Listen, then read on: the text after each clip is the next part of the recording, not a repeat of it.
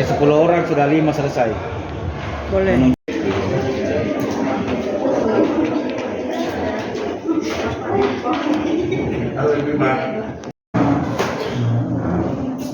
Rektor selaku Ketua Dewan Penguji dan anggota Dewan Penguji memasuki ruang sidang.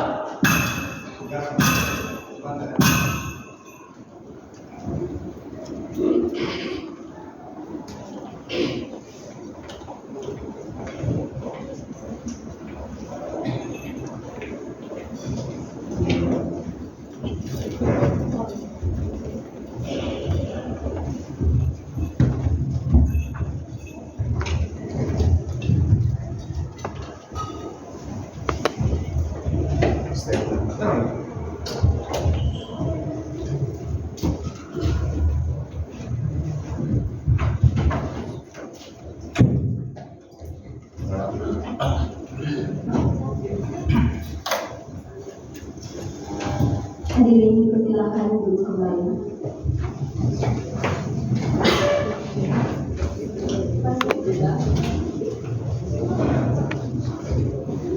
Atas nama Rektor Universitas Islam Negeri Dato Karama Palu, kami mengucapkan selamat datang kepada seluruh Dewan Penguji, Promokebus, dan para undangan yang berkenan hadir dalam acara sidang ujian promosi doktor di tempat ini. Terima kasih. Pembukaan ujian sidang promosi doktor sekaligus memimpin sidang oleh Rektor Universitas Islam Negeri Dato Karama Palu yang terhormat Bapak Profesor Dr. Haji Lukman Estahir MAG, disilakan. Bismillahirrahmanirrahim. Alhamdulillah, alhamdulillah, wassalatu wassalamu ala rasulillah wa ala alihi wa sahbihi wa mawala. Amma ba'd, yang kami hormati para dewan penguji, para tamu undangan, dan seluruh hadirin dan hadirat, wabil khusus saudara Promokebus Nur Hairi yang hal ini akan diuji dan mempertahankan promosinya.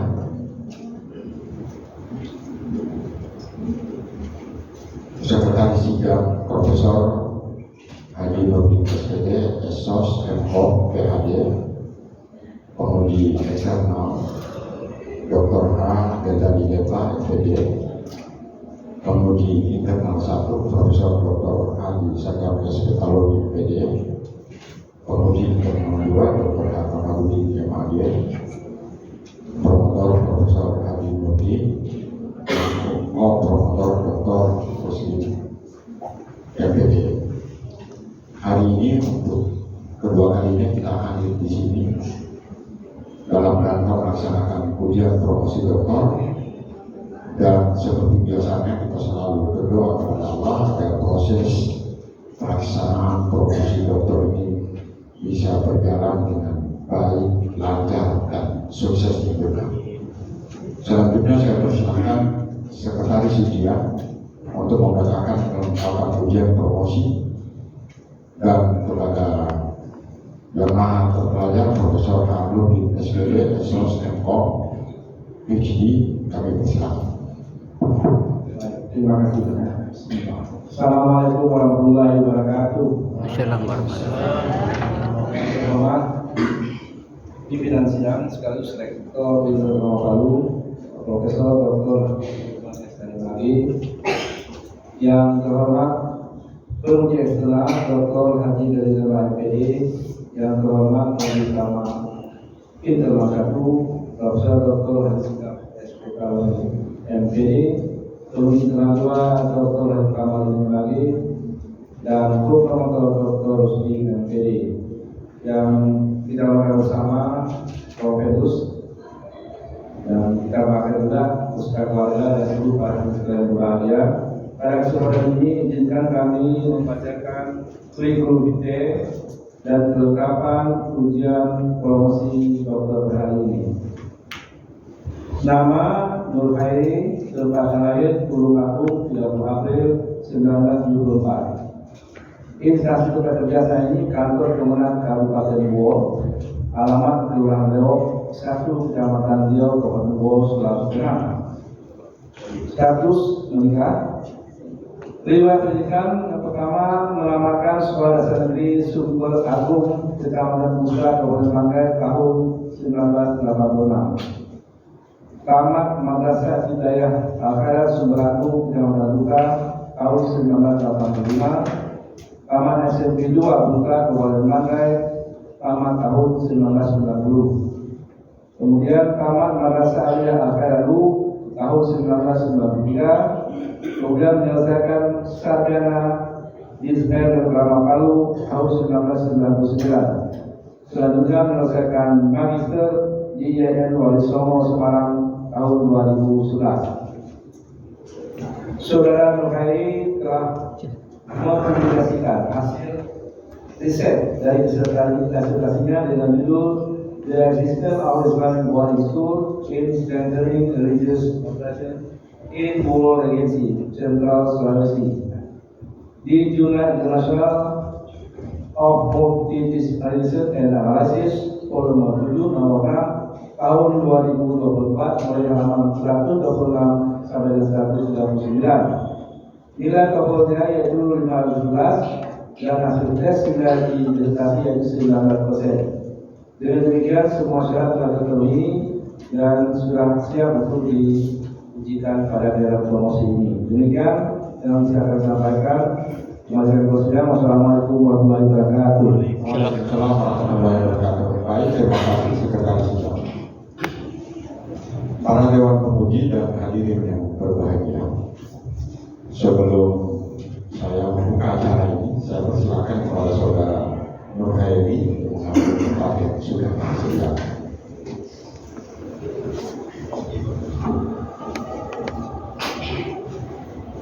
Oke. Saya ingin bertanya Anda siap untuk diuji pada hari ini? Insya Allah siap. Sehat walafiat. Alhamdulillah. Oke. Pada hari ini Rabu 3 Juli 2024 ujian promosi doktor dengan judul eksistensi pondok pesantren dalam penguatan moderasi beragama di Kabupaten Bogor, Provinsi Sulawesi Tengah. Yang hari ini akan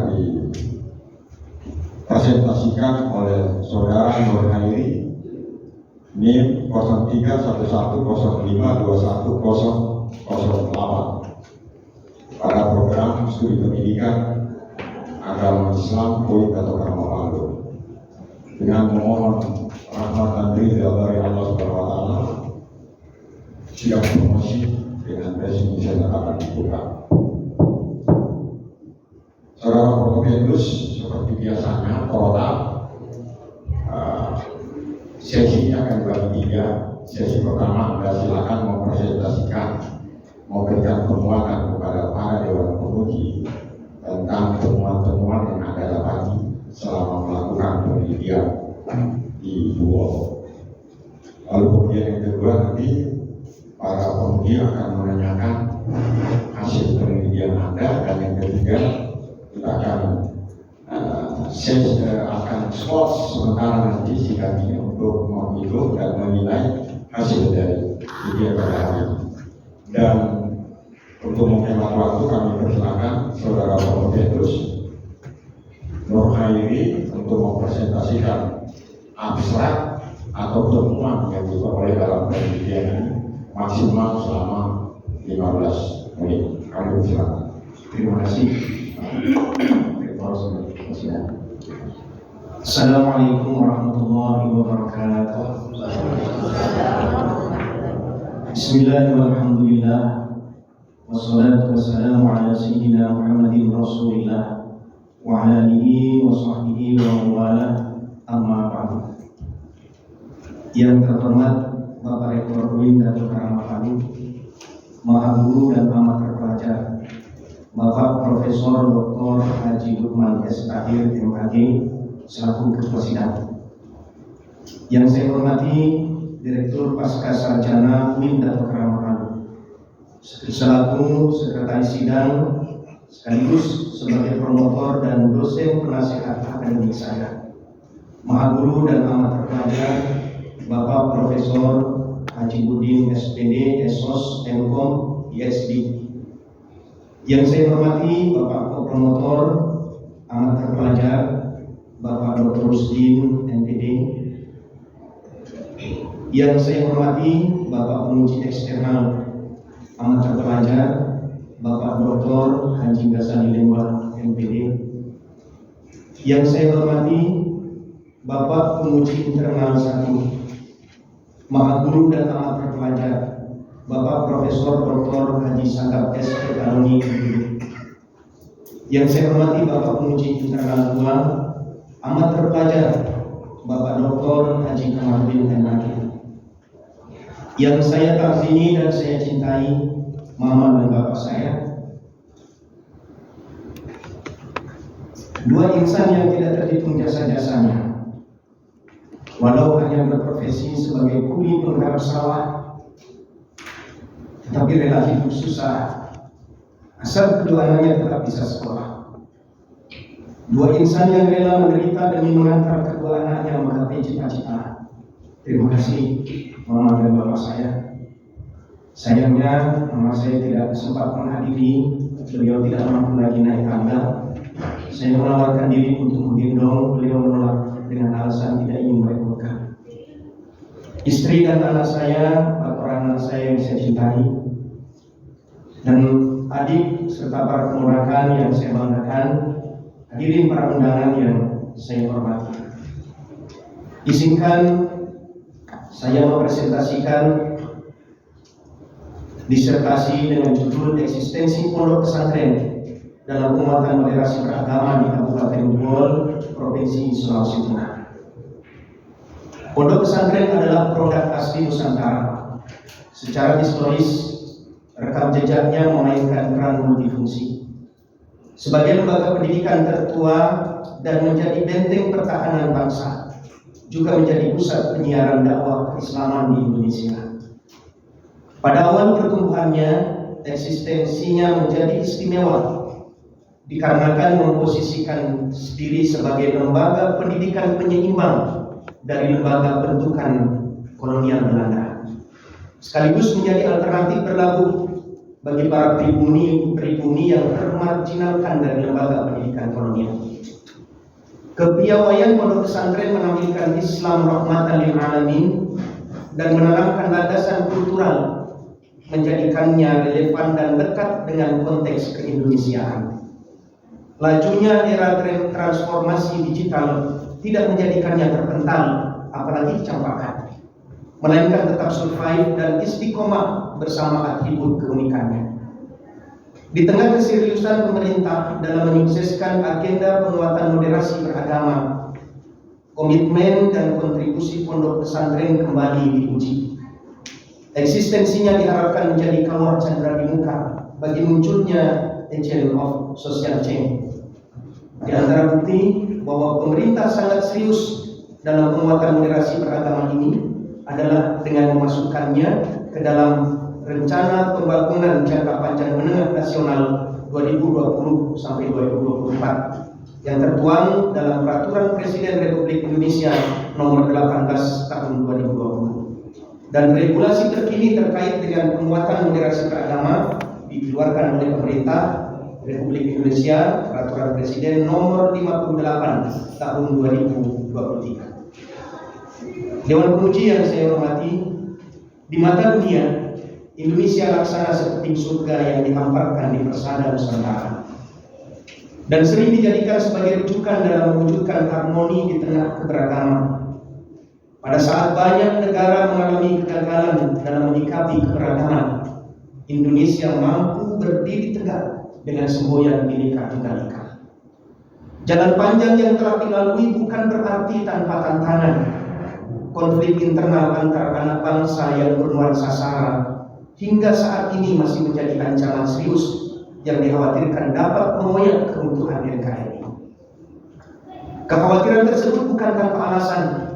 Sederet peristiwa memilukan pernah terjadi di negeri ini, yang menelan banyak korban jiwa dan harta benda.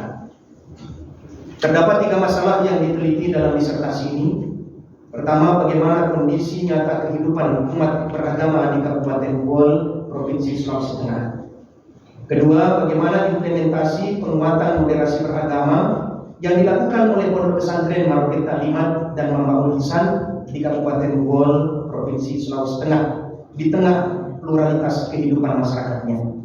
Dan yang ketiga, bagaimana efektivitas pengimplementasiannya dalam mewujudkan keharmonisan kehidupan umat beragama di Kabupaten Gool, Provinsi Sulawesi Tengah. Penelitian ini menggunakan pendekatan kualitatif, mengimplementasikan 3 teknik pengumpulan data, yakni observasi, wawancara, dan dokumentasi. Pasca era reformasi, keharmonisan hidup dalam beragama di Indonesia sempat terusik oleh sikap intoleran dan radikal dari sekelompok orang. Mereka mengekspresikan ketaatan dalam beragama dengan cara melakukan sesuatu yang menyengsarakan sesama dan menyebabkan tidak sedikit nyawa melayang karenanya.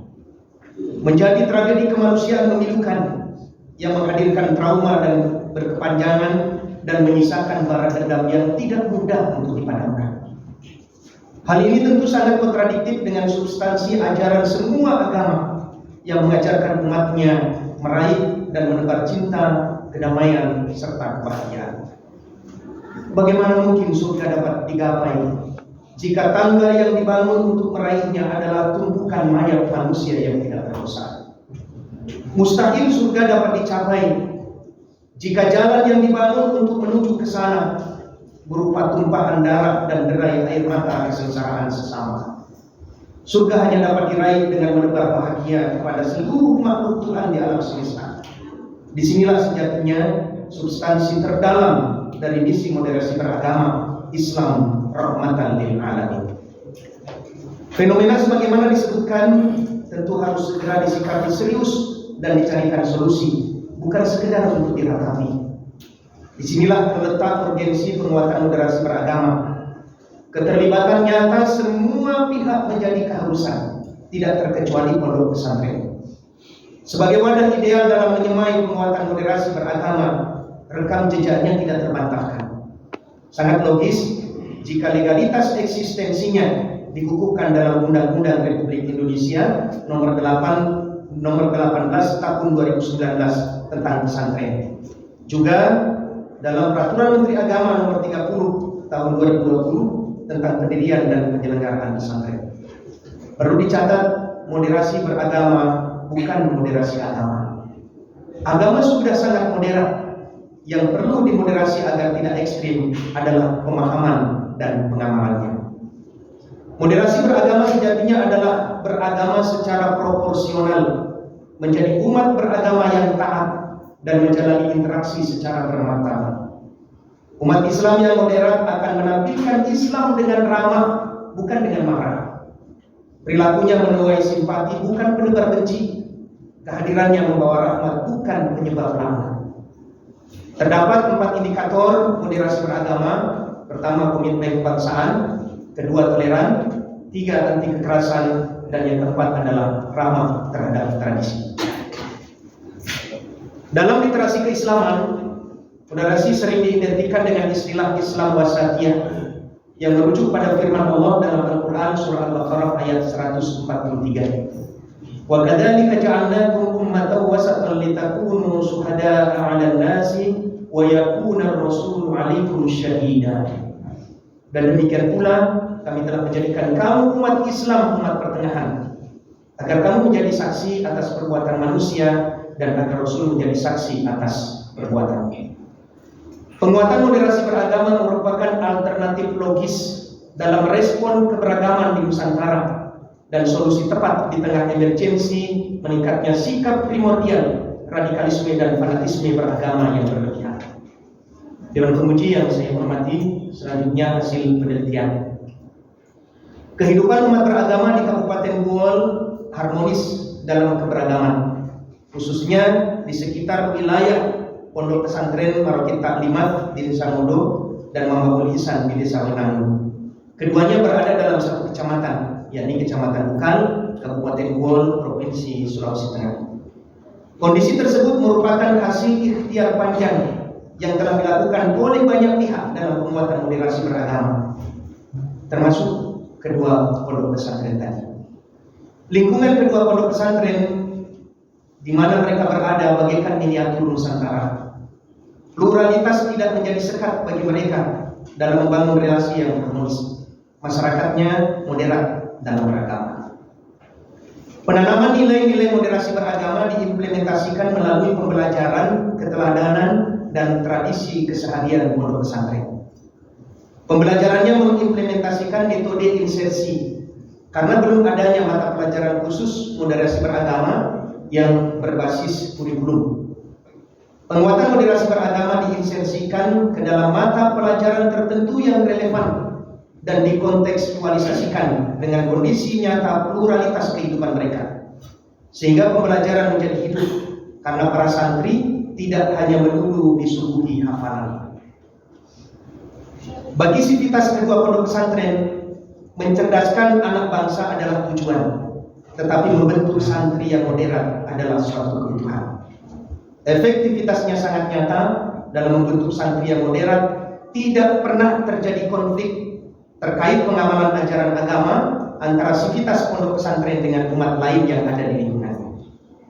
Terdapat 7 prinsip moderasi beragama yang terimplementasi secara dominan pada kedua pondok pesantren, yakni tasamuh atau toleran, tawasud moderat, tahadur beradab, al-adl bersikap adil, al-la'un anti kekerasan, iktiraf al-urf ramah terhadap tradisi, dan muatonah. Dalam hidup ini berlaku prinsip tabur tuai. Alam di sekitar kita bagaikan cermin bening yang akan memperlihatkan nyaris sama seperti yang kita lakukan. Bagaimana respon orang lain kepada kita tidak berbeda jauh sebagaimana sikap kita kepadanya, bahkan bisa jadi lebih dari itu. Selanjutnya, novelty penguatan moderasi beragama pada pondok pesantren Marauti Taklimat dan Mangkok Ihsan. Pertama, pondok pesantren Marauti Taklimat berada di tengah pluralitas dari segi agama maupun suku bangsa. Di lingkungan tersebut ada 4 agama, ada Islam, Katolik, Hindu, dan Kristen. Bahkan posisi pondok pesantren nyaris berhadapan langsung dengan gereja paroki Santo Yosef Kabupaten Bogor di Desa Mulu. Pimpinan pondok pesantren sering membawa para santri dalam berbagai kegiatan yang dihadiri oleh lintas agama. Bahkan tidak sekedar hadir, para santri juga mengambil peran tampil dalam berbagai bentuk kegiatan, misalnya dalam kegiatan seni, qasidah, vokal grup, tari, dan sebagainya. Sebagaimana umat lain juga menampilkan kesenian khas mereka. Sering mereka diidentikan dengan santri radikal karena sebahagian santri putri, mohon maaf dalam tanda petik, memakai cadar. Akan tetapi dalam jalinan interaksi sosial mereka bersikap sangat modern. Tidak jarang mereka berkolaborasi dalam satu grup tari maupun vokal grup dengan orang yang beragama berbeda. Bahkan mereka juga tidak alergi untuk memberikan apresiasi dengan bertepuk tangan terhadap penampilan umat lain dalam suatu kegiatan. Para santri juga sangat familiar menghadiri kegiatan-kegiatan kemasyarakatan, termasuk menyampaikan bela sungkawa ketika umat lain berduka, tentu dalam batas-batas yang dibenarkan oleh agama. Terjadi simbiosis mutualisme antara sivitas pondok pesantren dengan umat lain. Pondok pesantren sering mendapatkan bantuan dari umat lain. Bahkan umat lain seringkali hadir kalau pondok pesantren melakukan kegiatan majelis taklim. Mereka hadir membantu untuk melayani tamu, mengatur parkiran, dan memastikan majelis taklim berjalan dengan aman. Para santri ditekankan agar selalu amar ma'ruf bil ma'ruf dan bahkan nahi munkar pun harus bil ma'ruf. Mengajak orang berbuat baik harus dengan cara yang baik, termasuk mencegah kemungkaran pun harus dengan cara yang baik. Kemudian yang kedua, pondok pesantren Mangkok Ihsan berada di desa yang dihuni oleh 3 agama. Di desa tersebut ada Islam, Katolik, dan Kristen, dan beragam suku bangsa. Penguatan moderasi beragama juga diimplementasikan melalui kegiatan pembelajaran. Di samping itu juga ekstrakurikuler. Yang paling ekstrim itu adalah perjusami dan pramuka.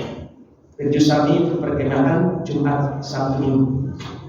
Saat pondok pesantren bertindak sebagai tuan rumah, kegiatan dipusatkan di area pondok pesantren. Perwakilan dari semua sekolah hadir dengan berbagai latar agama dan budaya yang berbeda. Masing-masing juga menampilkan ciri khas mereka. Misalnya dalam bentuk tarian, nyanyian, dan sebagainya. Dapat dibayangkan tari Bali ditampilkan di area pondok pesantren. Begitu juga kesenian-kesenian agama lain. Bahkan pada sesi ibadah, semua agama diberikan kesempatan yang sama untuk beribadah atau berdoa sesuai dengan agamanya masing-masing, masih di area pondok pesantren.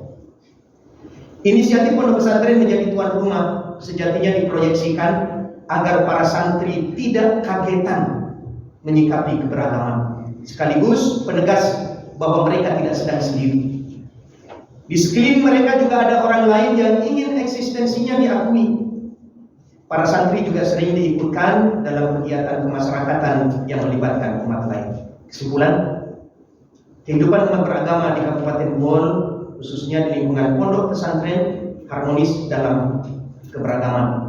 Dan di dalamnya ada kontribusi pesantren dalam mewujudkan moderasi beragama.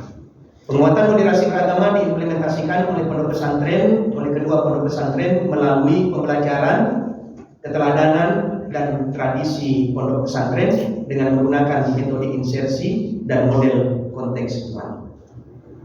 Efektivitasnya sangat nyata, dirasakan oleh tidak hanya masyarakat di lingkungan pondok pesantren, tapi hampir di seluruh Kabupaten Bol. Sebelum saya akhiri, masih banyak yang luput dari penelitian ini. Di antaranya adalah peneliti belum melakukan penelitian terkait mana yang lebih dominan pengaruhnya dalam proses pembelajaran itu, antara pembelajaran intrakurikuler atau ekstrakurikuler. Mudah-mudahan kedepannya ada peneliti lain yang akan menindaklanjutinya. Penemuan ini penting untuk didapatkan dalam rangka melakukan pemetaan sekaligus menetapkan strategi untuk percepatan penguatan moderasi beragama, khususnya di lingkungan pondok pesantren. Demikian yang dapat saya sampaikan. Terima kasih dan mohon maaf atas segala yang kurang berkenan. Ihdinas siratal mustaqim. Wallahul muwaffiq ila aqwamit thoriq. Wallahul musta'an. Wassalamualaikum warahmatullahi wabarakatuh. Waalaikumsalam warahmatullahi wabarakatuh. Baik, saya kira kita sudah sama-sama mendengar dari saudara Rohaili, jelas apa yang disampaikan, sehingga sebuah ujian itu belum ujian kalau belum dikritisi, direview, ya, untuk melihat seberapa jauh kemampuan Profesor Indonesia di dalam hasil penelitian ini. Karena itu kami persilakan penguji eksternal Dr. H. Ghazali Lembah, SPD, untuk bertanya, mengkritisi maupun memberikan maksimal 15 menit. Kami persilakan. Baik, terima kasih banyak yang terhormat, yang terpelajar, yang maha terpelajar, Profesor Dr. Haji Lukman Estahir Nabi, kemudian Bapak Profesor Haji Muhyiddin SPD, Esros Info Kusti, Bapak Profesor Haji Muhyiddin, keduanya, Sekretaris dan Profesor, Pak Dr. Kusti, MPD, Profesor Dr. Haji Sadam, Ketahu MPD, Ketahu MPD, maaf, Profesor Haji Kamaludin Mate, dan calon. Alhamdulillah satu hal yang sudah dilalui dan Bapak coba menampaki jenjang tertinggi di akademik. Alhamdulillah hari ini berlanjut. Menarik sekali kajian ini, Pak. Inilah sebabnya setelah saya mendapatkan surat di sini dengan tema kajian ini, saya telah berpikir bahwa memang betul pemerintah dalam hal ini mengubah semua mindset sekolah dari madrasah dengan mengubah instrumen akreditasinya. Kalau lalu tidak pernah dicantumkan butir persoalan-persoalan yang terkait dengan moderasi beragama. Sekarang 5 butir, dulu 1 butir pun tidak ada. Nah ini pertanda bahwa ini sudah mulai dirawat untuk itu. Ya, dan memang kalau melihat disertasi Bapak, kesimpulannya itu, saya semalam coba berselancar ke beberapa jurnal nasional dan internasional yang membahas ini, Pak, moderasi. Ternyata beberapa hasil penelitian sampai jurnal internasional bahwa moderasi beragama bertugas menjaga kultur dan religi. Itu, ya, termasuk etika di dalamnya. Tetapi yang paling unik di Buol adalah apa dengan Buol sebenarnya? Ya, kalau dilihat dari kulturnya Buol itu memang satu, tidak ada pecah-pecah.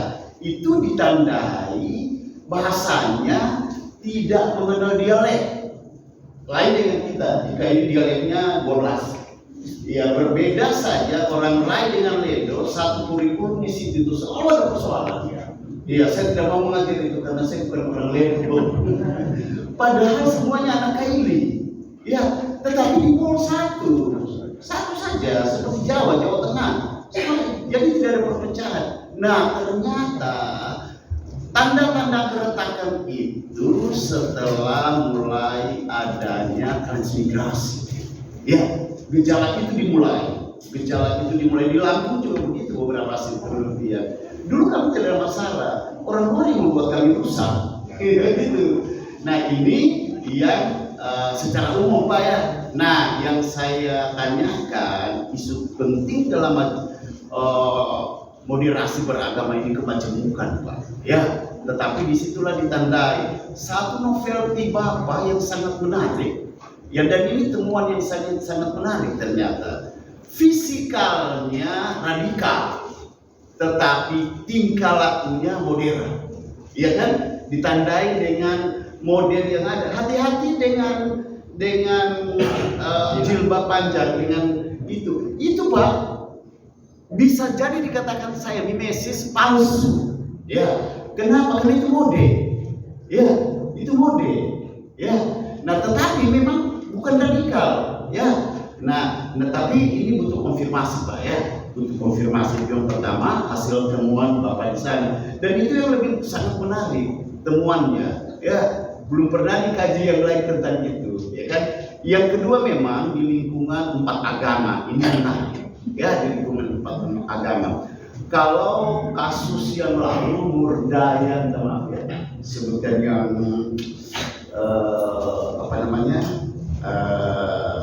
Sawit itu kan misalnya itu budak ya, budak sampai melakukan, tetapi ternyata tidak mempan, ya, hanya kebutuhan bisnisnya saja, ya, tidak sampai menyentuh fundamennya, tidak ternyata, ya. Nah ini yang menarik buat saya. Mengapa saya katakan tadi ada apa dengan Buol, ya? Iya, kekacauan yang pernah ada bukan di Buol malah di kabupaten lain. Tetapi mereka pernah kacau menjadi berita nasional di daerah dan nasional dulu ketika persoalan dengan polisi, ya, persoalan dengan polisi. Baik Pak, silakan. Ya, terima kasih. Beri komentar Bapak Ibu tentang novel tadi dan kenyataan yang ada di Buol menyangkut moderasi beragama. Terima kasih penguji eksternal. Mungkin saya tidak mengomentari, melainkan saya sependapat dengan yang Bapak sampaikan bahwa oke, dari tampilan fisik kesannya memang radikal, Ya. tetapi alhamdulillah berkat perjuangan panjang yang dilakukan oleh banyak pihak sampai kemudian perilakunya berubah, gitu. Dan ini juga tidak terlepas dari upaya sinergitas dengan pemerintah desa. Di desa tersebut aparat desa pun itu juga beragam secara proporsional. Selanjutnya terkait dengan kondisi yang pernah terjadi di Buol beberapa waktu yang lalu benar adanya itu bukan konflik yang bernuansa sara, melainkan kerusuhan yang terjadi antara pihak kepolisian dengan sekelompok masyarakat.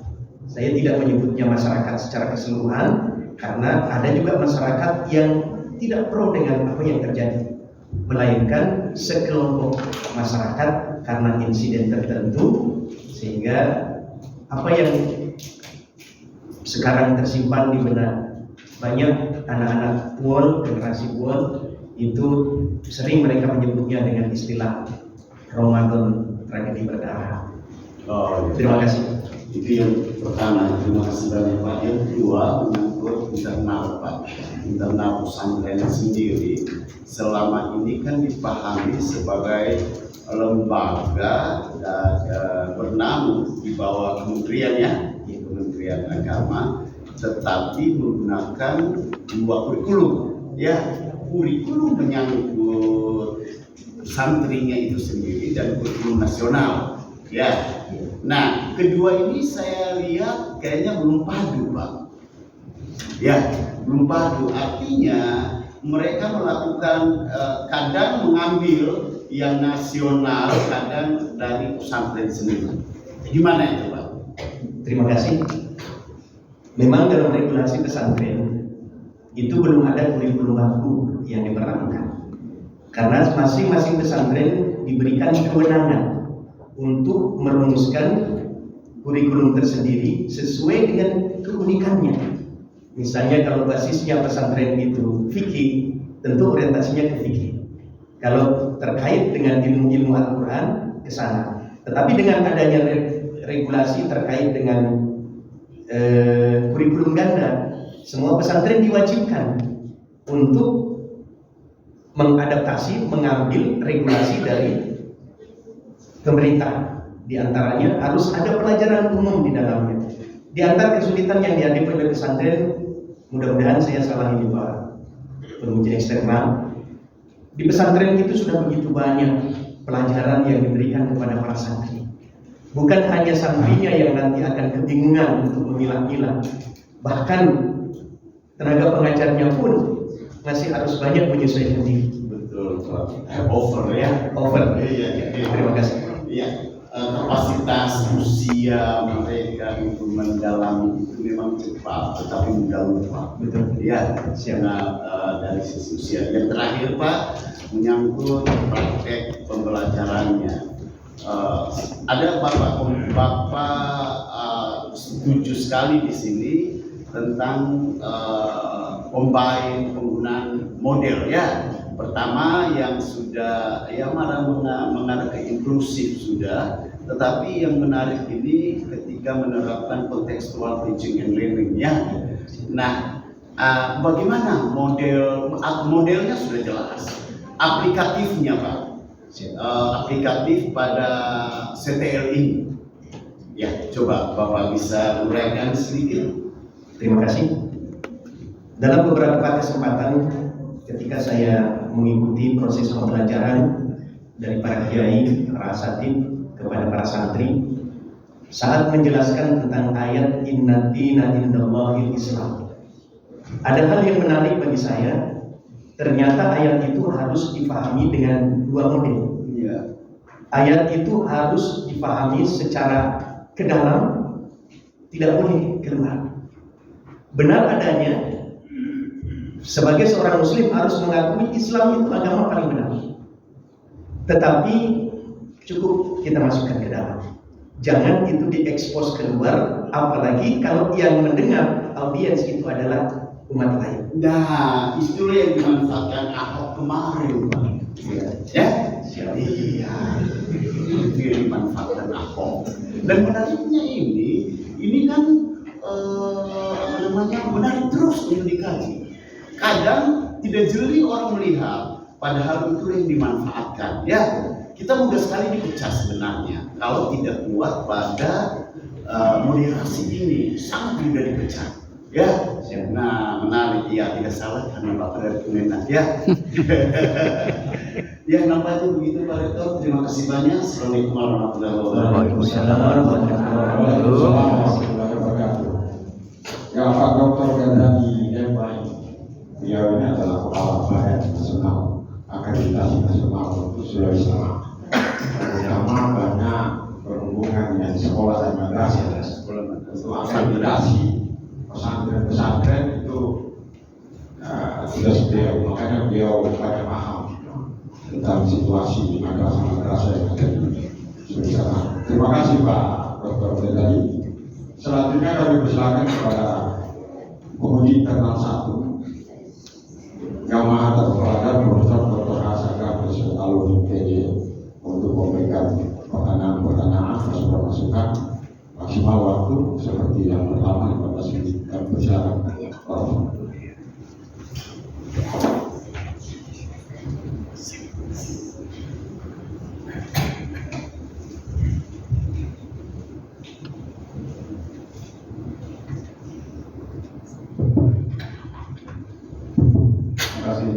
Assalamualaikum warahmatullahi wabarakatuh. Ini sudah promosi yang saya hormati, penguji eksternal, penguji internal, dan penguji promotor dan kopromotor, Bapak Ibu sekalian, khusus saudara Promotenus Nurhaid. Saya langsung saja menyambung istilah yang saudara sebut tadi bahwa pondok pesantren sebagai pendidikan asli Indonesia sudah diberi elaborasi sedikit. Terima kasih. Kunci utama, memang dalam beberapa referensi sebagian memperdebatkan, tapi umumnya yang diperdebatkan itu adalah terkait dengan sistem pembelajarannya. Karena di dalam beberapa referensi ada kecenderungan ini juga mengacu ke apa yang pernah dilakukan oleh kami. Di antaranya kalau itu berbicara tentang metode pembelajaran dalam bentuk misalnya slogan atau bandonan. Tetapi terkait dengan model pesantren itu sendiri, mulai dari tempat, kemudian adaptasinya dengan lingkungan yang ada, itu betul-betul murni Nusantara. Sehingga di mana pesantren berada, insya Allah sangat mengakomodir kearifan lokal yang ada di sekitarnya.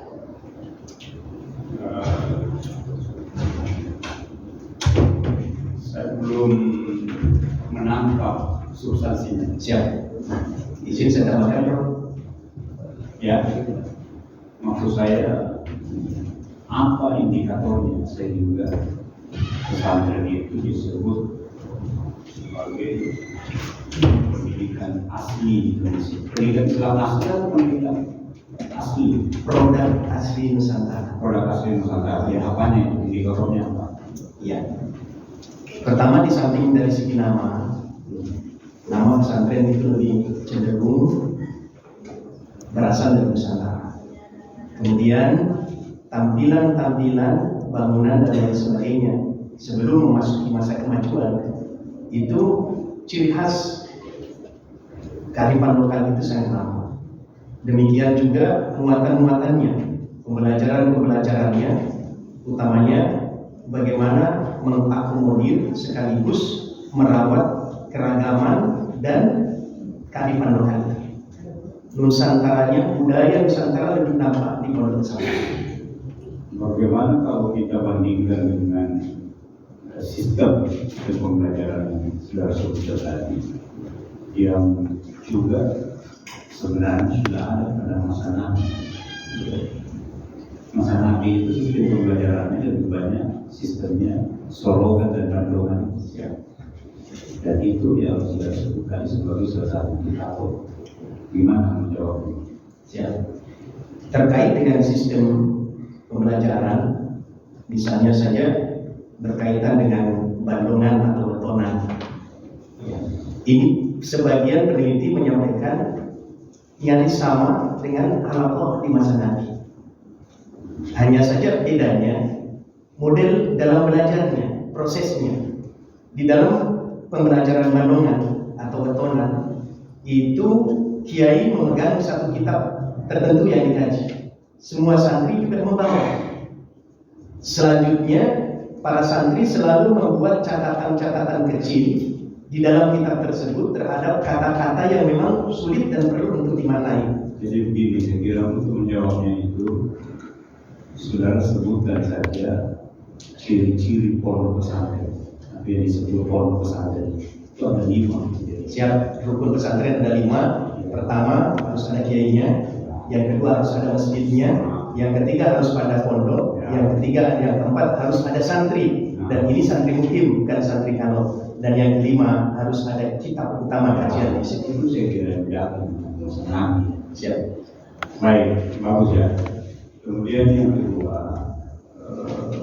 rilis BNPT bahwa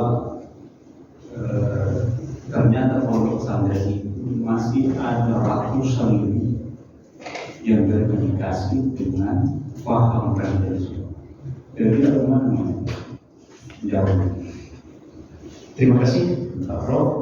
Kita tidak bisa pungkiri bahwa oknum yang terlibat dalam beberapa aksi teror itu juga berasal dari beberapa yang alumni pondok pesantren. Tetapi hampir dapat dipastikan mereka bukan yang berafiliasi dengan Nahdlatul Ulama. Hampir dapat dipastikan mereka rata-rata pondok pesantren yang kemudian mengadaptasi paham-paham transnasional. Kami tidak menolak terkait dengan catatan itu juga menjadi cermin bening bagi kami untuk terus melakukan banyak evaluasi sehingganya saat ini regulasi terkait dengan izin operasional pondok pesantren tidak lagi dikeluarkan oleh kabupaten untuk memperketat agar ruang penambahan data itu tidak terjadi. Kami dari kabupaten hanya melakukan verifikasi, identifikasi, izinnya dikeluarkan minimal oleh provinsi maupun pusat. Ya, berikutnya ya. Kalau kita ingin melihat apakah itu organisasi, institusi pendidikan, perorangan maupun apa saja, apakah terpapar gerakan radikalisme atau tidak, itu ada indikator-indikator. Saya kira kalau yang sudah pernah pelatihan moderasi, Siap. Saya itu angkatan pertama UB11 tahun 2021 untuk apa namanya master POT. Dan itu buku moderasi ada buku klasik gitu, itu standar. Nah, sekarang saya ingin melihat indikator radikalisme itu dalam perspektif pendidikan. Indikatornya termasuk di sini dalam profil pondok pesantren dan perspektif pendidikan. Terima kasih. Terlebih dahulu izin Prof, saya ingin menyampaikan 4 indikator itu. Yang pertama, komitmen kebangsaan. Yang kedua, toleran. Yang ketiga, anti kekerasan. Dan yang keempat, itu ramah terhadap tradisi. Sehingganya ini menjadi standar ketika ada pondok secara umum, ya. Sehingga dalam perspektif pendidikan siap. Pernah kami masih menjumpai di awal-awal bertugas ada santri yang saat upacara tidak mau menghormat bendera merah putih. Demikian juga menyanyikan lagu Indonesia Raya pun tidak mau. Ya, saya potong saja supaya Siap. Jadi itu kan fenomena yang bisa saja dimanipulasi. Ya, tapi yang sederhana bisa melihat dalam perspektif pendidikan itu kurikulum. Jadi untuk mengaudit apalagi dalam konteks Islam. Apakah sebuah pondok pesantren itu terindikasi paham radikalisme atau tidak? Kurikulum. Kurikulum perlu saudara tahu ada dua, bukan hanya kurikulum dalam perspektif intrakurikuler, tapi juga termasuk hidden kurikulum. Itu yang banyak digunakan. Jadi kurikulumnya oke lolos, tapi hidden kurikulumnya ada dilakukan. Jadi itu yang harus dulu kan kita sudah pernah paham. Saya tidak terlalu bertanya di sini karena sudah berdari begitu. Yang terakhir, bagaimana pendapat saudara tentang pondok pesantren Al-Zaitun?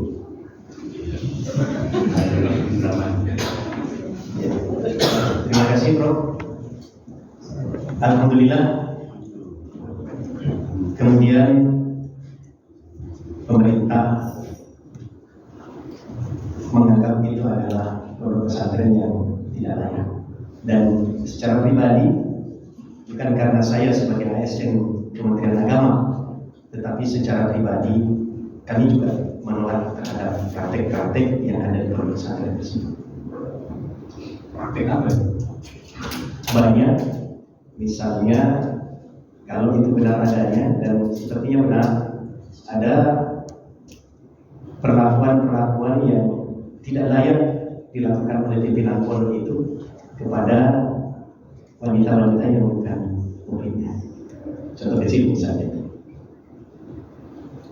Ya, coba sudah kalau kaitannya dengan radikalisme, hal itu kan bisa dibahas berarti. Kalau perilaku yang sudah lakukan itu apa namanya ekstrem kiri, yang termasuk ini ekstrem kanannya. Ya. Dan kenapa begitu? Karena dulu pernah diaudit kurikulumnya karena Mas Menteri Agama Suri Darman kira begitu 10 dan itu lolos, jadi termasuk aliminasi. Tapi kemudian ternyata pertama setelah tertangkapnya pimpinannya itu kuat sekali indikasinya jaringannya atau hubungannya dengan NTI, negara Indonesia, negara Islam di Indonesia. Gimana? Ya, terima kasih, Prof. Mungkin hanya terkait dengan ini statement saya. Pondok pesantren yang tidak menggunakan standar 4 indikator tadi, maka dapat dikategorikan itu pesantren yang seharusnya izin operasionalnya dikeluarkan, apalagi kalau berafiliasi dengan negara Islam Indonesia. Dan insya Allah dibuat kami pastikan untuk sampai saat ini tidak ada, apalagi 2 pondok pesantren yang diteliti. Terima kasih. Baik, ini kantor Kementerian Agama ya. Baik, makasih. Assalamualaikum warahmatullahi wabarakatuh. Baik, luar biasa ya, Anda bisa menjawab tekanan-tekanan ya, yang saya lihat cukup tajam dan tidak mudah ya, membuat Profesor Dr. Zakar SPKLUI akhirnya menerima. Tapi kali ini berbalik.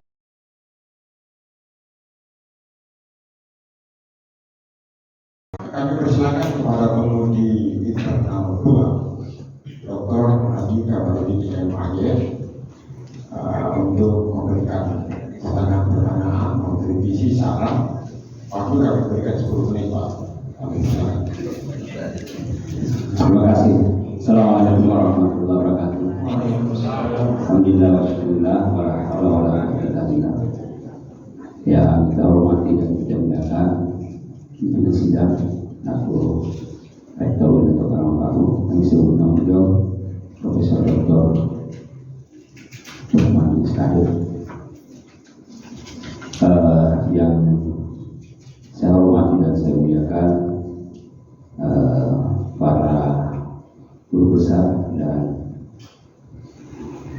sidang kami. Saya hormati, wabil khusus kepada Prof. Firdaus Nur Hari, ya. Jadi Anda punya hasil riset ini cukup membanggakan. Di samping memang isinya cukup meyakinkan bahwa apa yang menjadi riset Anda hampir semua terjawab. Ya, apalagi kalau kita melihat ketebalannya lumayan. Ya, memungkinkan mungkin disertasi kalau misalnya di ranking 1-10 mungkin masih 10 besar. Tidak berapa. Ya, namun ada beberapa setelah kami melakukan membaca dan mengikuti alur pikiran Romo Petrus mulai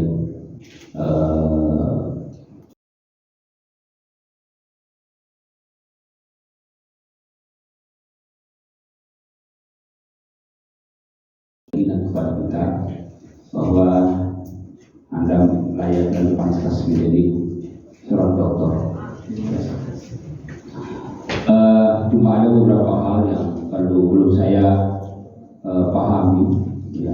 Karena tadi Pak Penguji eksternal 1 kalau bicara tentang pondok pesantren ada beberapa indikator menjadi ukuran bahwa ini adalah pondok pesantren, ini adalah membawa pikiran moderasi.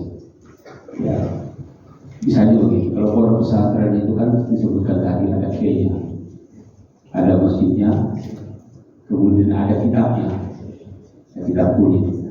Ya.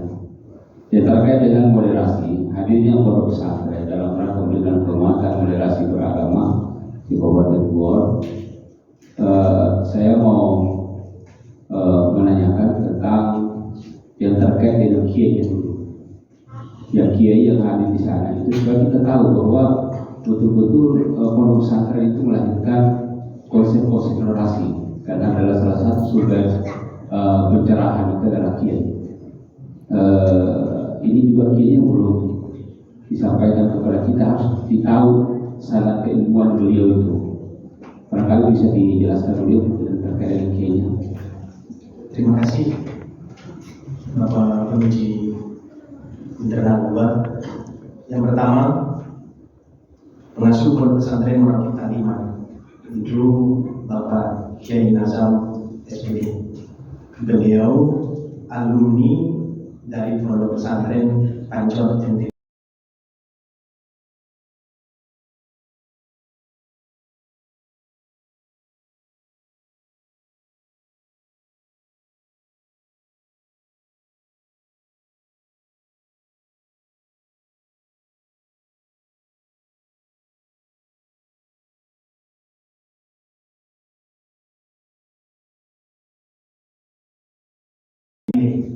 Beliau memiliki cabang di Bogor, Mampang Isan. Tapi yakin bahwa di dalam perjalanan beliau sampai ke Bogor itu tidak terindikasi oleh radikal. Insya Allah selama ini kami selalu aktif bersama-sama dalam kegiatan-kegiatan keagamaan. Ya, baik. Karena saya lihat total untuk membangun atau membumikan kata-kata moderasi itu belum maksimal. Ya, saya lihat seperti itu. Nah, saya rasa juga kedua. Kemudian yang kedua, terima kasih. Kemudian yang kedua, salah satu keunggulan pondok pesantren itu adalah baca kitab. Ya. Kitab itu berikan gambaran. Kalau misalnya kita hampir semua ini dari pondok pesantren, memang kitab yang diajarkan memang kelihatan, ya, kelihatan itu adalah berorientasi kepada moderat, ya, dan diberikan tulisan kepada kita semua permasalahan kemasyarakatan itu, baik masalah ibadah dan maupun muamalah itu dijelaskan dalam kitab dan diberikan kewenangan kepada santri untuk memilih. Tapi ada stres-stres yang tertentu dilakukan oleh kiainya.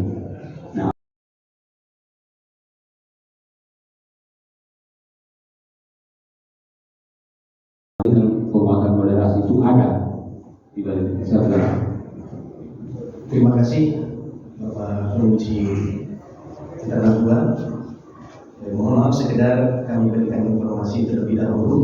Alhamdulillah pada 2 tahun yang lalu ketika dilaksanakan musyawarah Qiraatul Kutub tingkat nasional, Pondok Pesantren Marwati Taklimat ini diantaranya mewakili Sulawesi Tengah untuk ke tingkat nasional.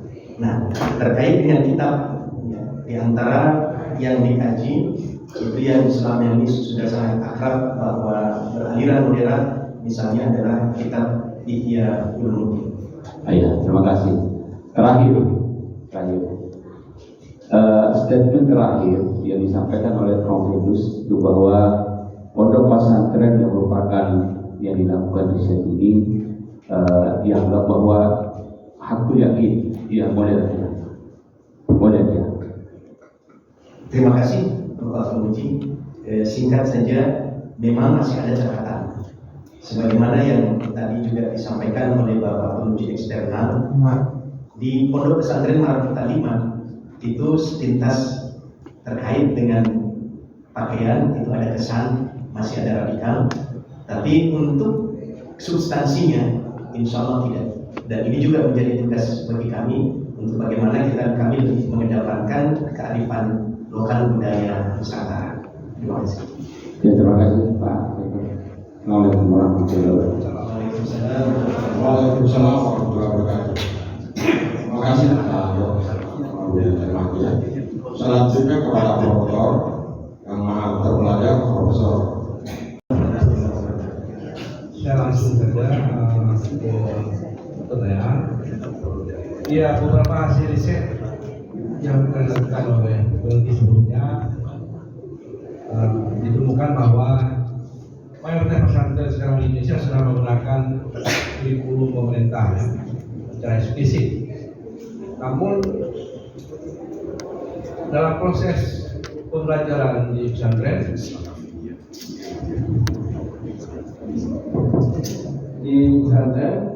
itu bukan juga banyak pesantren menggunakan hidden kurikulum yang disinggung oleh pertama.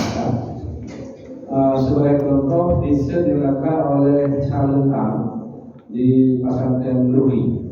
Ya, Luki itu menggunakan secara eksplisit menggunakan kurikulum pemerintah.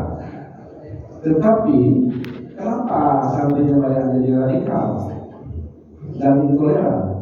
Nah, Charles Tan mengatakan dan menunjukkan ternyata hidden kurikulum justru banyak digunakan dalam proses belajar sehari, baik dalam transfer pengetahuan maupun itu dalam banyak studi yang simbol-simbol. Misalnya mereka memajang arang di jilid pedang untuk membunuh kafir. Kemudian ayat-ayat juga yang mengandung kekerasan, itu hafalan syaratan. Kemudian ada kewajiban mengharuskan santrinya tetap terkoneksi dengan guru-guru mereka meskipun mereka sudah selesai. Akibatnya apa? Akibatnya ketika ada yang radikal, meskipun dia sudah melewati, dia tetap terkoneksi dengan radikal tersebut. Itu hasil risetnya si Charlatan. Nah, tadi Bapak menyimpulkan di sekolah ini bahwa pesantren luar negeri sangat toleran, ya, dan moderat. Nah, sepengetahuan kita konten moderat dan toleran pesantren tidak banyak diajarkannya. Tapi kenapa dua pesantren itu sangat toleran dan moderat? Dan tentu ada mungkin tidak kurikulumnya itu yang diberikan sehingga mereka lebih toleran dan moderat. Bisa Bapak sebutkan apakah Bapak belum pernah melihat mereka tersebut? Melihat proses belajar sebagai kehidupan sehari-hari itu apa dilakukan? Terima kasih Bapak Promotor. Untuk 2 pondok pesantren ini, sebelum saya melakukan penelitian, sebenarnya adalah termasuk pondok pesantren yang paling sering saya datangi.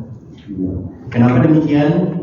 Karena pondok pesantren ini berada di tempat yang sangat sensitif karena pluralitas yang ada. Sehingganya dengan secara tidak langsung kami berupaya melakukan pendampingan terus, karena sedikit saja salah dalam bersikap dan bertindak maka itu akan menjadi sangat fatal akibatnya. Karena dulu di penghujung tahun 1999 nyaris pernah terjadi konflik antar agama di tempat pondok pesantren Marokit Taklimat berada. Sehingganya ini yang terus kami kawal sampai kemudian alhamdulillah kami bersinergi dengan pemerintah desa, pemerintah kabupaten membangun desa Modo sebagai desa moderasi. Dan di tahap kedua bersama pemerintah daerah juga Modo ditetapkan sebagai kampung moderasi. Alhamdulillah Bapak Kanwil pun sempat kami hadirkan ke sana untuk melakukan dialog moderasi. Tujuannya apa? Untuk merawat apa yang sudah terbangun selama ini. Sehingganya untuk pengawasan kehadiran kami dalam kegiatan proses belajar mengajar, dua pondok pesantren ini persentasinya lebih besar dibandingkan dengan pondok pesantren yang lain. Kenapa? Karena seperti yang saya sampaikan tadi Pak Prof, bagi dua pondok pesantren ini mencerdaskan santri itu adalah tujuan, tapi menjadikan santri modern itu adalah kebutuhan. Karena kalau tidak, bukan hanya tidak bisa berkembang pesantren itu, bisa jadi akan menyebabkan konflik yang luar biasa. Terima kasih. Baik, berikutnya terkait dengan relasi pesantren dengan agama lain ya. Tadi Bapak bersinggung salah satunya lapis ini. Barangkali juga Bapak bisa menjelaskan bagaimana relasi pesantren dalam dimensi sosial, ekonomi dan pendidikan. Karena sekarang di pesantren juga sudah mengadopsi aktivitas ekonomi yang berbasis pertanian segala macam. Dan terima kasih.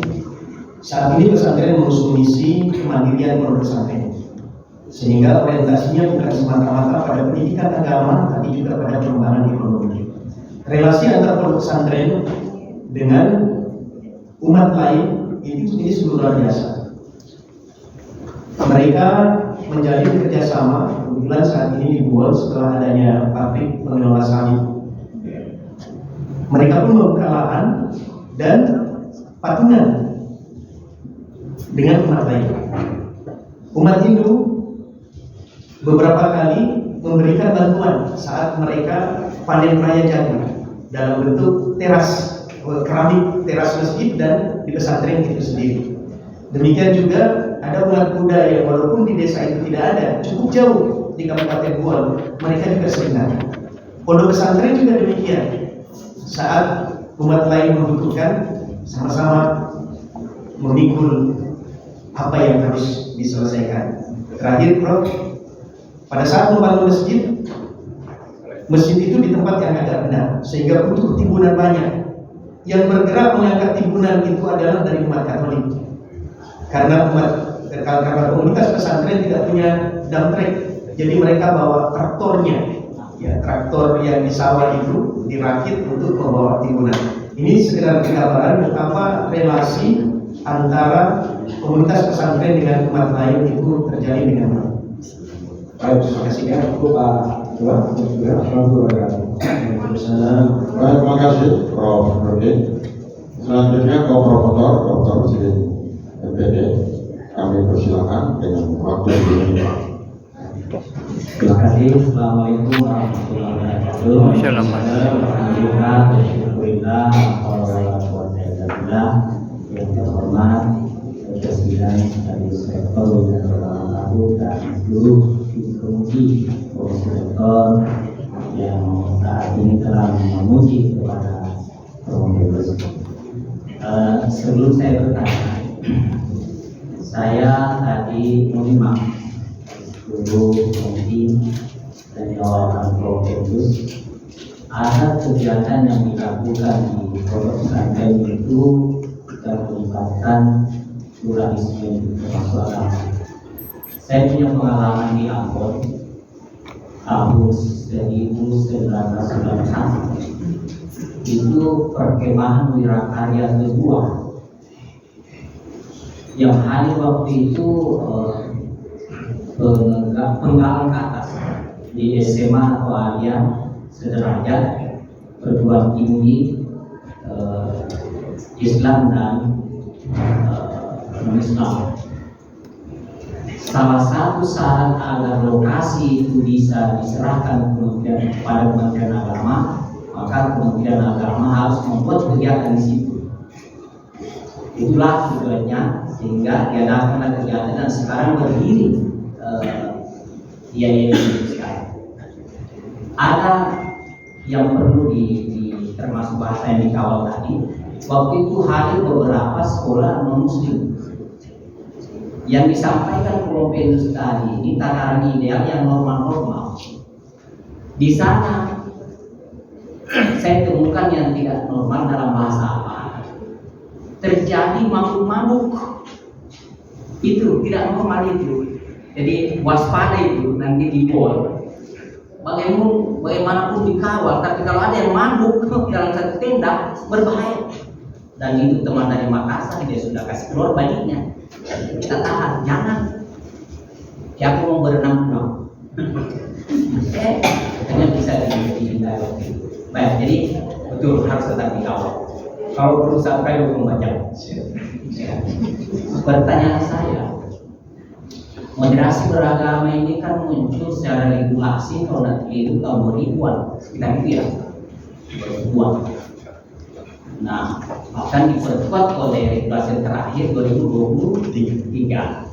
Di situ memberikan informasi tentang indikator moderasi dan esensi moderasi beragama. Dikaitkan dengan judul Prometheus ada kata penguatan. Sehingga saya tanyakan, apakah indikatornya yang dilakukan penguatan atau esensi moderasi atau dua-duanya? Bagaimana data di lapangan sekarang? Terima kasih Bapak Promotor. Terkait dengan pemilihan kata penguatan yang digunakan dalam judul disertasi ini, sebenarnya moderasi beragama, nilai-nilainya, dasar-dasarnya itu sudah ada.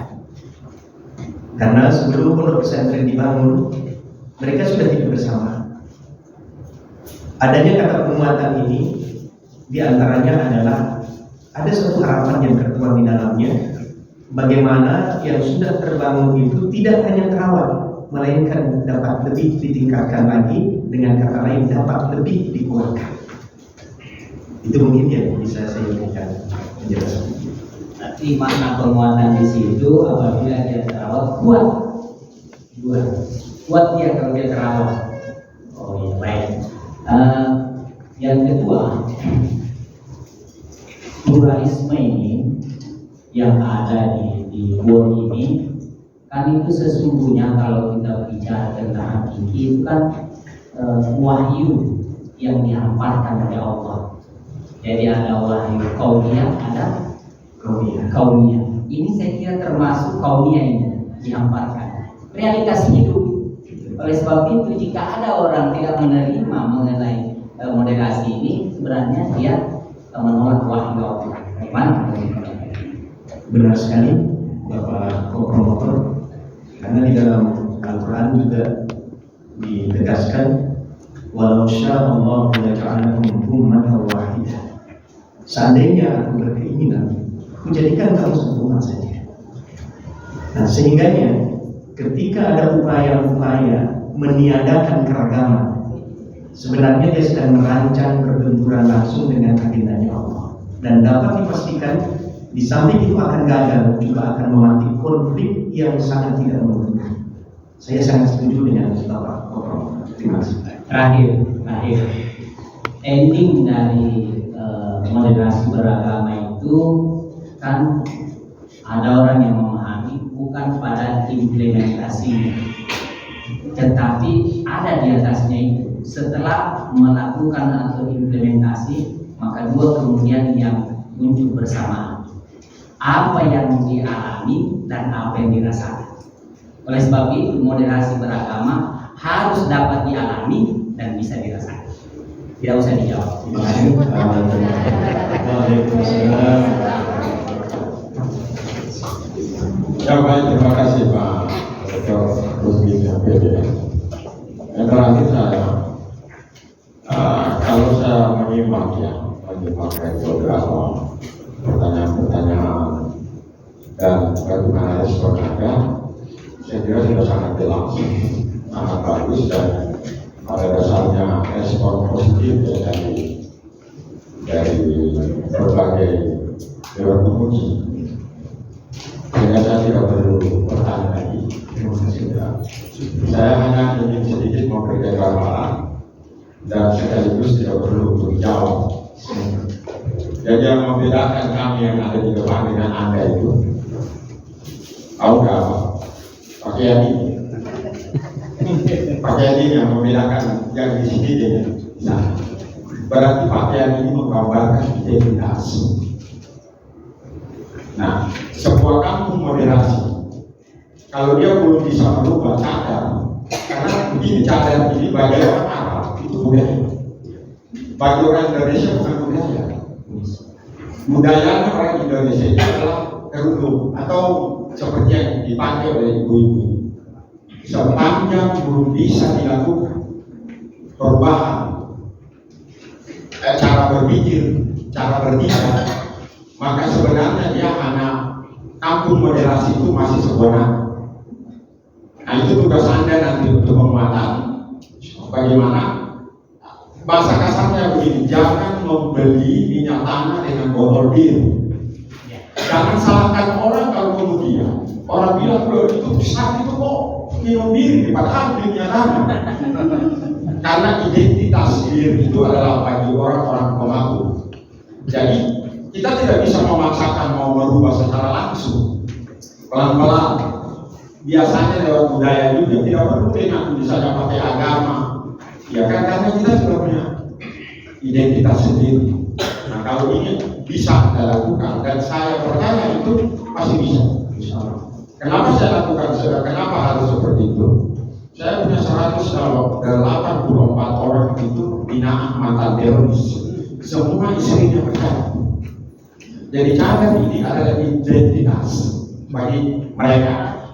Jadi meskipun kita sudah menyatakan ini kampung moderasi, pesantrennya itu penguatan moderasinya sudah bagus, tapi identitas yang mereka pakai itu masih identitas kelompok garis keras. Nah ini pelan-pelan, karena yang kita lakukan ternyata ada yang tanpa kita bacakan ayat, tanpa kita berikan firman-firman dan sebagainya, mereka berubah dengan sendiri. Dan Anda tahu nggak kenapa mereka berubah? Karena sentuhan hati terhadap mereka. Kapan mereka bermasalah kita hadir. Kapan mereka itu misalnya ada situasi yang mereka butuhkan, kita hadir. Kehadiran kita di tengah-tengah mereka itulah yang membuat mereka berubah. Ketimbang kita banyak berceramah dengan mereka. Oke, saya kira mungkin sidang kami skor dulu 5 menit untuk menetapkan hasil ujian, dan Anda kami persilakan untuk kembali ke tempat. Terima kasih.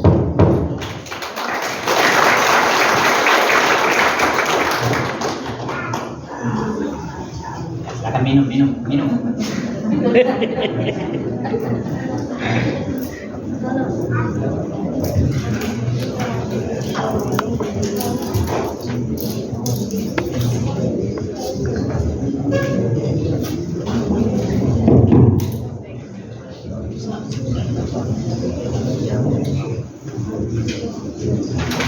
Baik, sidang ujian promosi dokter saya buka kembali.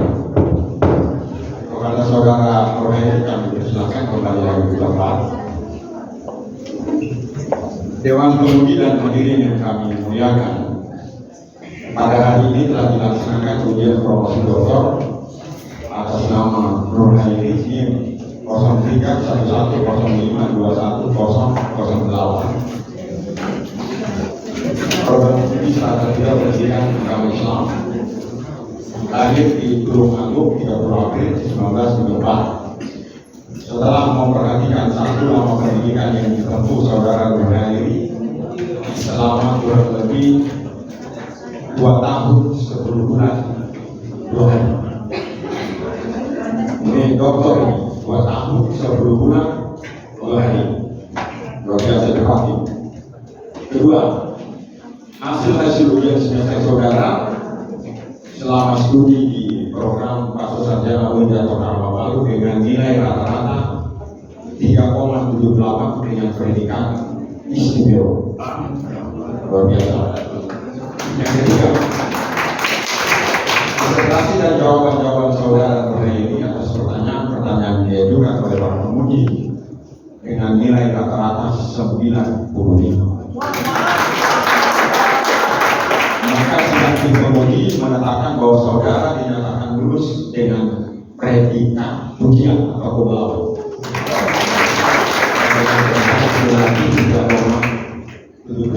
Dengan hasil yang telah ditetapkan ini, saudara diberi gelar doktor dengan segala hak dan kewajiban. Saudara adalah doktor ke-38 UI Dato' Karama Palu. Saudara berkewajiban menyerahkan disertasi kepada Direktur atau Sarjana paling lambat tanggal 3 Agustus 2024. Selanjutnya pesan alma mater akan disampaikan oleh Profesor Dr.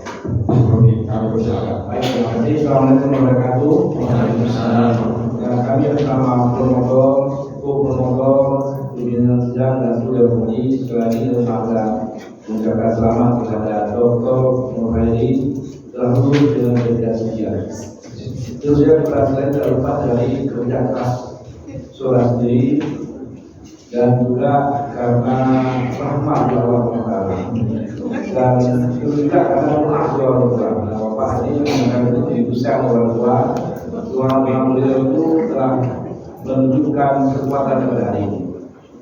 Dan tentu juga karena doa dari istri dan anak-anak sehingga keberhasilan juga tercapai hari ini. Untuk itu kami berharap Bapak menggunakan ilmu mereka untuk membagikan kepada Bapak, orang tua dan keluarga dan juga mengabdi kepada agama kita, bangsa, negara dan masyarakat. Selanjutnya kami minta maaf kepada layanan yang kami bagus selama ini. Kemudian kami berharap agar Bapak terus menyampaikan hal yang positif dari Karama Palu ini kepada masyarakat di lingkungan Bapak maupun kepada Jawa. Dan demikian terima mohon berkurang. Sekali lagi selamat.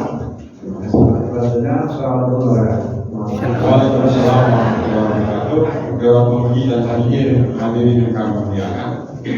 Sebelum saya tutup acara ini, saya mau nanya. Ini saya lihat agak asing yang hadir di sebelah sini. Ini dari mana? Dari sini atau mereka datang dari bola atau apa? Terima kasih, Bro.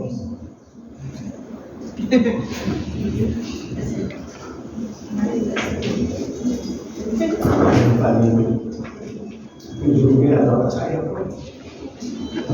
nama saya ingin hadir. Saya menawarkan beliau tapi beliau tidak menanyakan.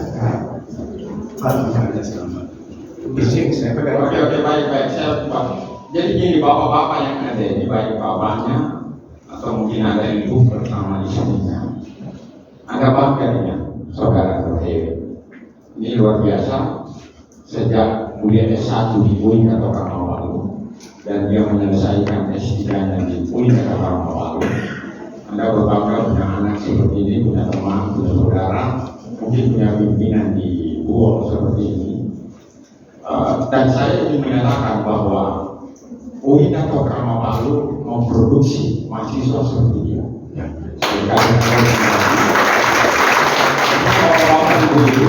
Kalau Anda ingin anak bapak dan ibu ini seperti dia, Anda masukkan di UI Dato' Karama Palu. Oke, terima kasih kepada para Dewan Penguji atas partisipasinya hadir pada hari ini. Rektor UI Dato' Karama Palu, Direktur Pasar Sarjana, para promotor, co-promotor, Dewan Penguji Internal, Penguji Eksternal, menyampaikan selamat atas keberhasilan saudara Dr. Haji Nurhairi, SAG, MSI, dan akhirnya dengan membacakan Alhamdulillahirabbil alamin sidang ujian promosi doktor pada hari ini. Terima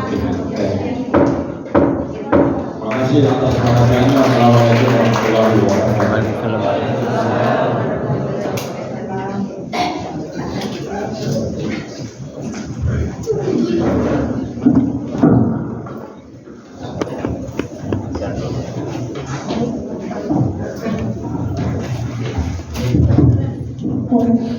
Dan Bapak Ibu hadirin yang terhormat, selanjutnya penyerahan penghargaan kepada penguji eksternal oleh Rektor Universitas Islam Negeri Dato' Karama Palu didampingi oleh Direktur Pasca Sarjana.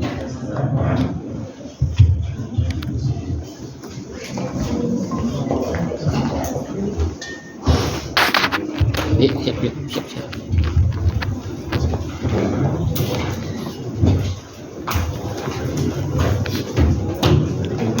Saya ini.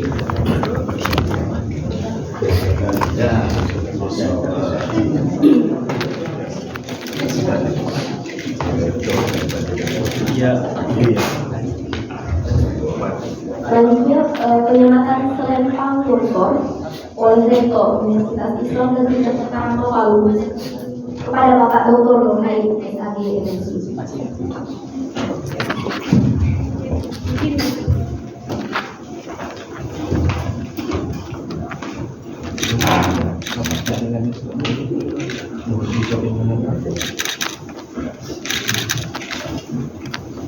Dilanjutkan dengan sesi foto bersama. Silakan bergabung. Mari Pak. Bapak.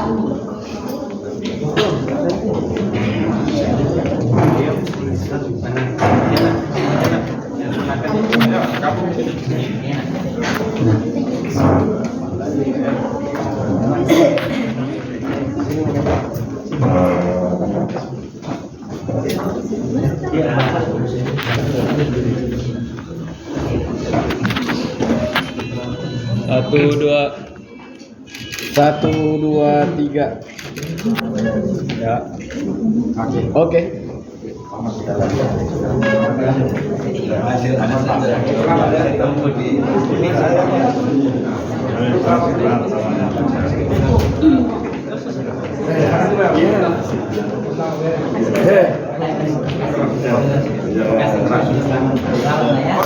Iya dulu. Yang berapa tadi ya? 37. 37 Ya. 37 tadi ya? Iya. Yang sekarang ini? Iya. Oke, Pak Prof, untuk ujian ya. Keluarga dan teman-teman dipersilakan untuk berfoto bersama. Oke. Iya.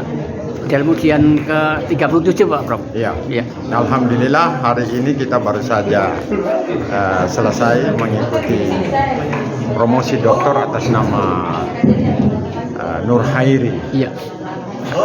Yang baru saja lulus dengan nilai ujian laut, dan Nur Hairi ini termasuk dokter yang ke-37. Iya.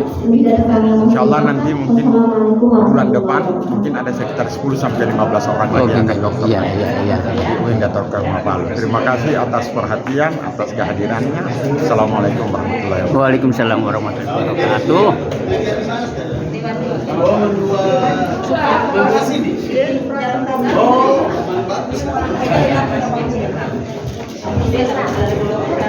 Wow, sudah senior di sana ya? Lagi 4 tahun lagi.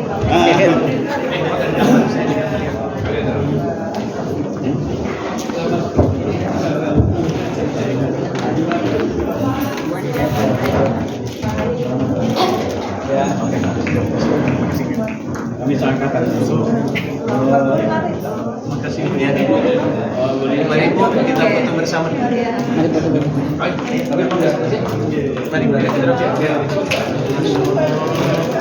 makasih banyak Pak. Terima kasih. Mari kita foto. Ibu, mari Bu, silakan.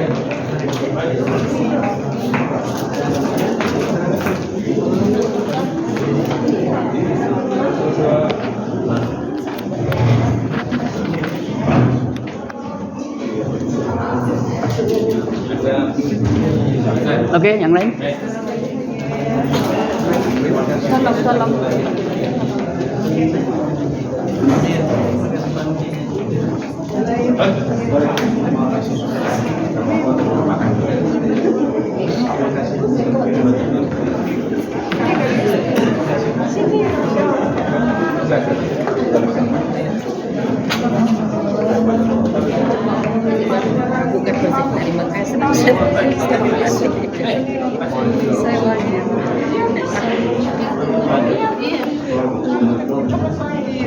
Mari, ayo sama-sama.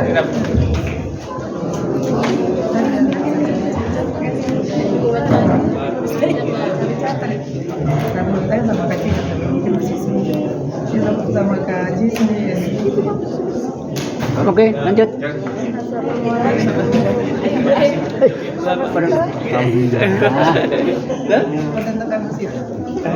Lagi jaga si kecil.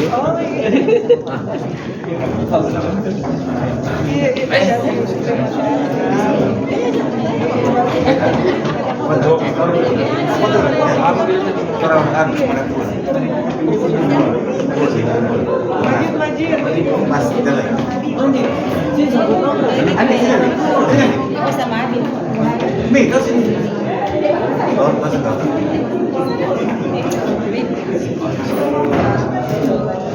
Kali itu dia.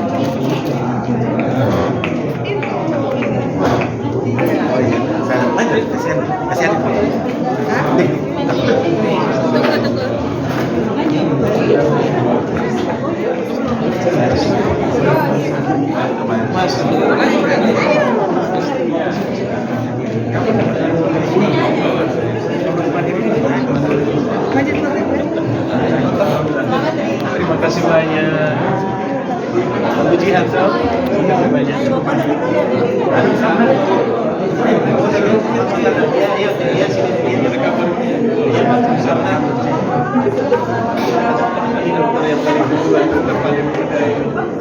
Dokter Jamila ya, luar biasa.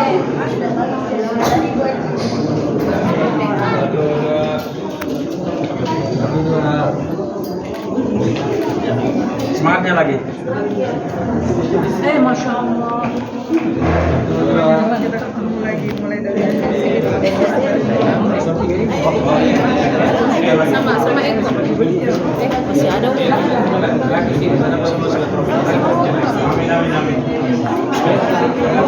Bukan di sini masih sama dengan Masya Allah. Orang lagi sini. Apa lagi supaya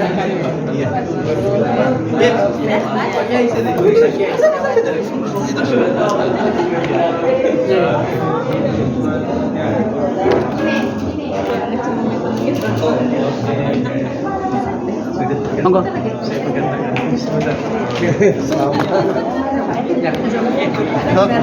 Masya Allah. Masya Allah, datang semua teman-teman.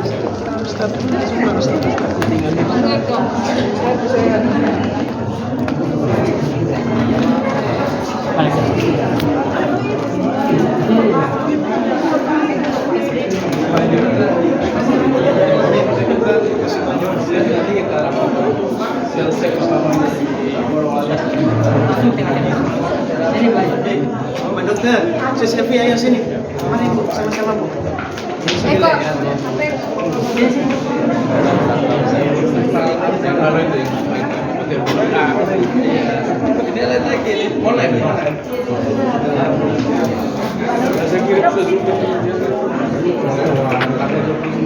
Pak Muji, kasih mantap.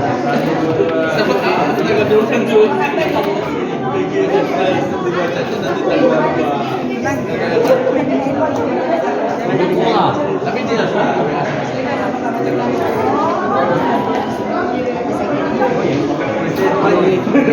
Jin 1 2 3 1 2 3. Cukup. ya. Terima kasih.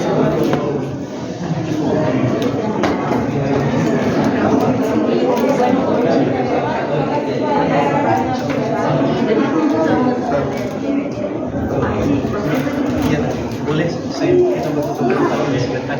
Betul.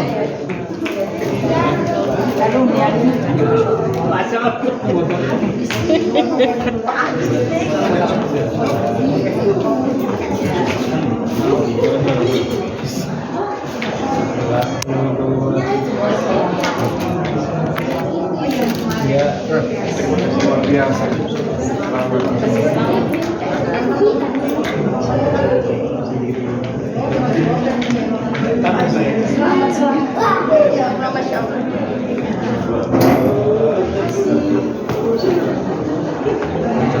Insyaallah mengikhlas sebentar sama. Gitu.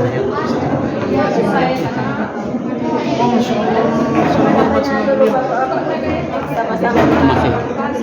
Masih. Salam sama beliau.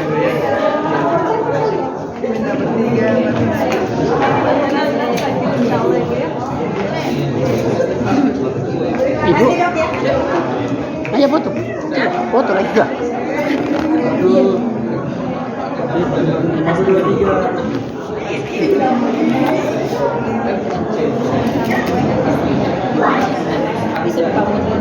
sudah. Mau foto lagi? Iya. Ayo. Sekali ya. Mana ibu? Ibu mana ibu? Ibu.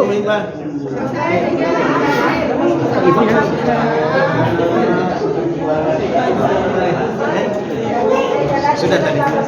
Ustaz Jen. Ibu. Ayo sama-sama lagi. Dampingi Bapak, Bu. Alumni dari MUA.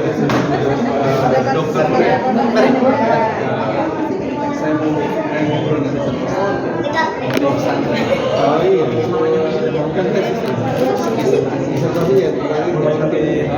Oke, stop.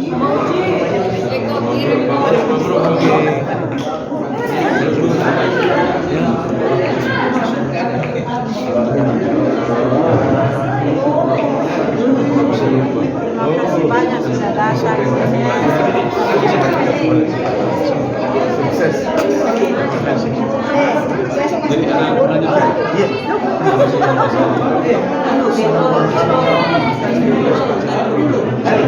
Sebentar Bu ya, masih ada ya? Masih ada?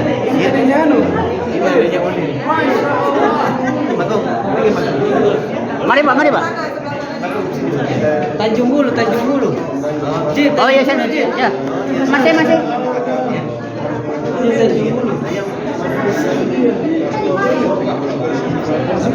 Ayo masih sekali yang pakai seragam ini. nanti kita foto sendiri lagi. Iya, ini kan ini. Sama-sama dulu. Teman-teman saya itu dulu.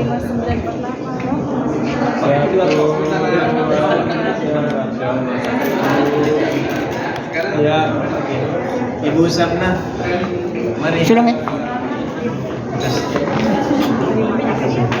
Pak, saya mau wawancara sebentar, Pak. Boleh? Tanam? Wawancara sebentar. Foto Rian kali. Iya. Ibu dampingi enggak? Berdua dulu. Oh ya. Supaya termotivasi segera. Oke. Sampun? Sampun. 2, 2, 3. Beb, aku Iya, badan ya. jadi dia. Masih ada? Satu badan tuh, Beb. Ya, susah. Iya, ambil senang badan. Oke. Oke. Sudah? Sudah? Mbak enggak sudah? Lagi ulang lagi sekali, Mas. Oke, sudah? Sudah, Mbak?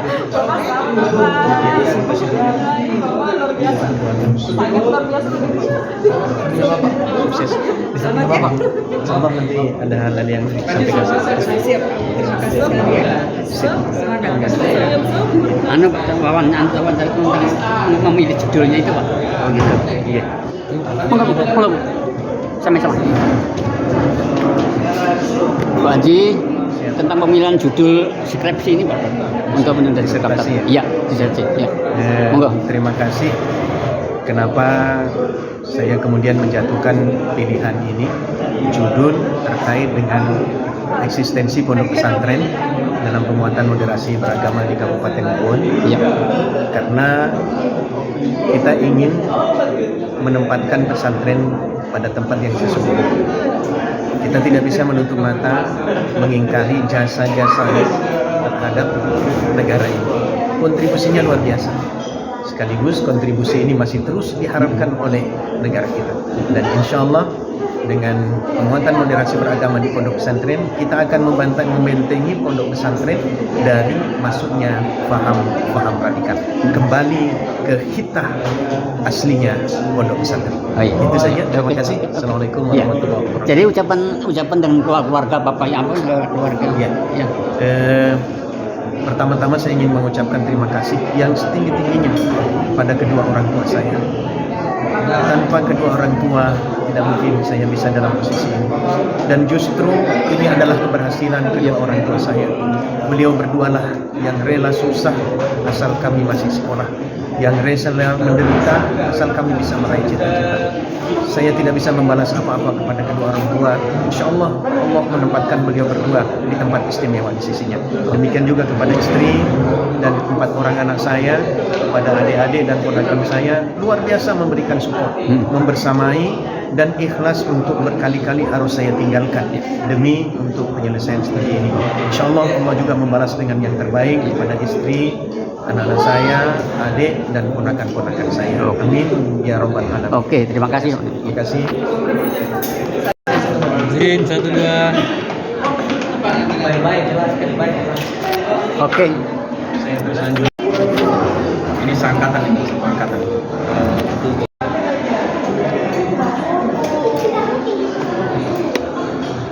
1 2 3. Sekali lagi 1 2 3. Saya pamit dulu Pak Kadar. Terima kasih banyak Pak Dokter. Terima kasih.